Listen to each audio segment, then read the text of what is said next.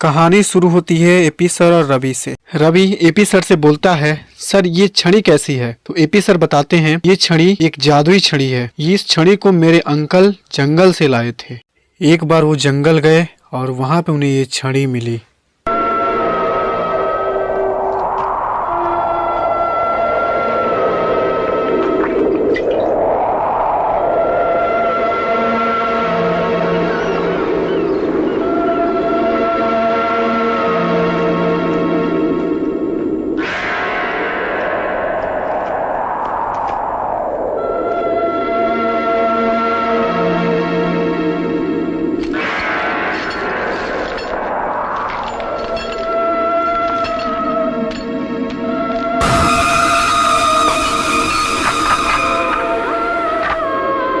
लेकिन अंकल इस दुनिया में नहीं रहे। लेकिन जाते जाते एक बात बोले, इस छड़ी को अपने पास संभाल कर रखना।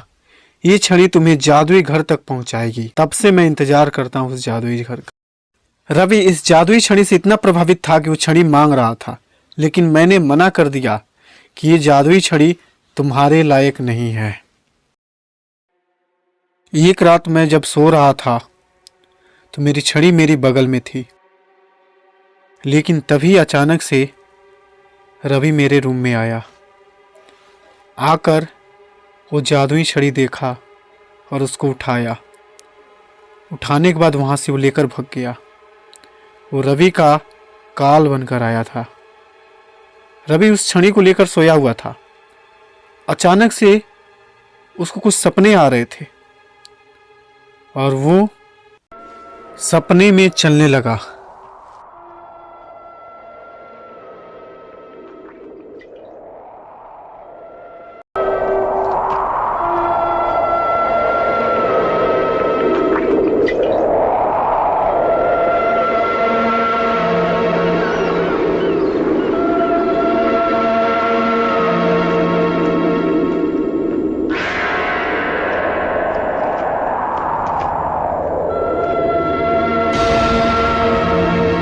सपने में वो जादुई घर को देखा।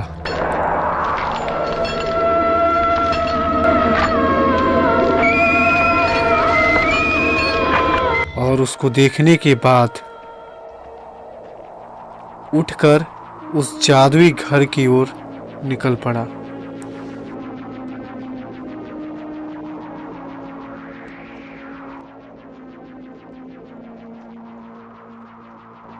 ये भी मरेगा।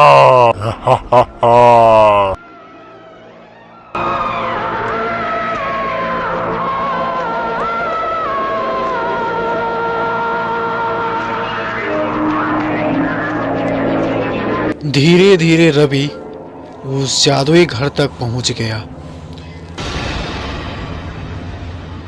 तभी अचानक उसे जादुई घर दिखा और वो उसे देखकर डर कर वहां से भागा।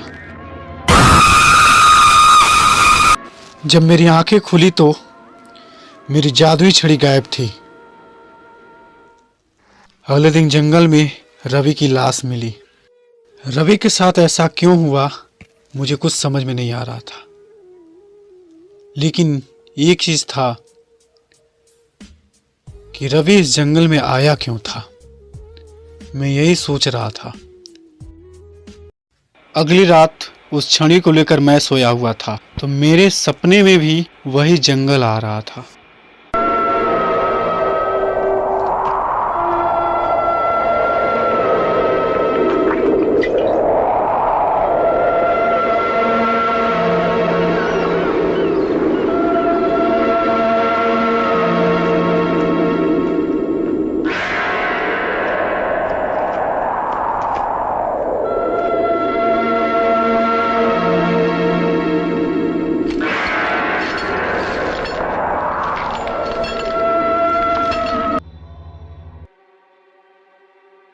तभी अचानक से मेरी नींद खुली और मैं इस सपने में उस जादुई घर को देख लिया था।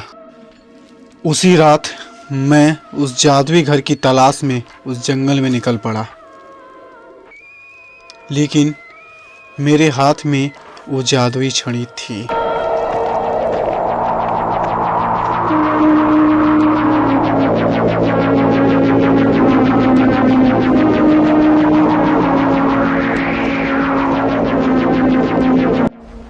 काली सया से यही मुक्त करा सकता है।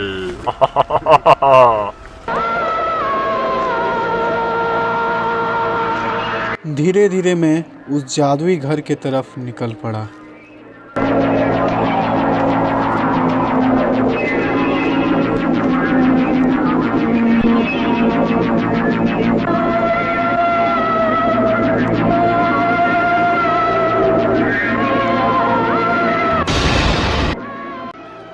तभी मुझे वो जादुई घर दिखा जिसको मैं सपने में देखा था। शायद ये वही घर है जिसके बारे में अंकल बता रहे थे। हाँ, ये घर तो मेरे सपने में भी आया था। बच्चा, इस छड़ी से उस काली साया को मुक्त करो बच्चा। इस छड़ी से मुक्ति? ये कैसे?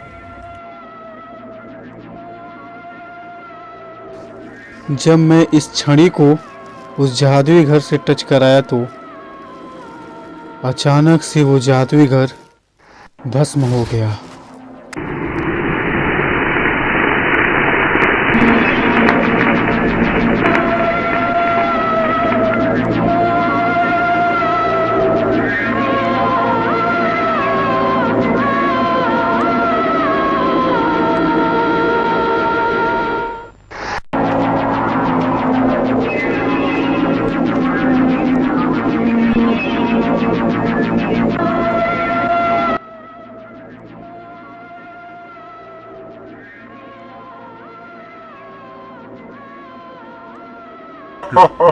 काली साया भस्म हो गई। बाबा, ये काली साया कौन है? इस साल पहले इस जंगल में एक औरत और उसके साथ एक बच्चा आया था। उसके माँ के हाथ में एक छड़ी था और उस बच्चे के हाथ में एक घर था।